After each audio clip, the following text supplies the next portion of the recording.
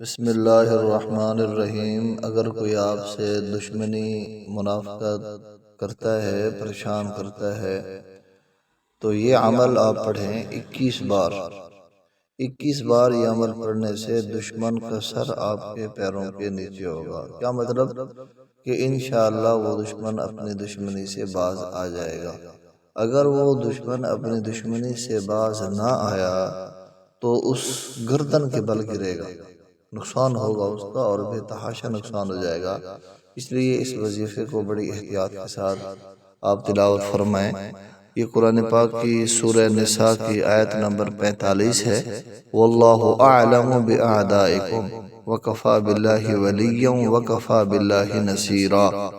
تو یہ جو آیت مبارکہ ہے، اس کو اگر ہو سکے تو ہر نماز کے بعد 25 مرتبہ پڑھیں، ورنہ سوموار والے دن صبح کی نماز اور عصر کی نماز کے بعد پڑھیں، اور بدھ والے دن بھی صبح کی نماز اور عصر کی نماز کے بعد اس وظیفے کو آپ نے پڑھنا ہے۔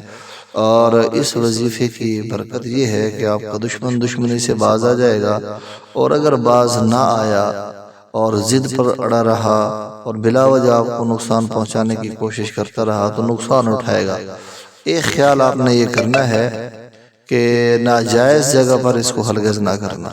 دیکھیے، بعض دفعہ ایک بندے آپ سے ناراض ہے تو وہ آپ کا دشمن نہیں ہے کہ آپ اس کے بارے میں یہ پڑھنا شروع کر دیں۔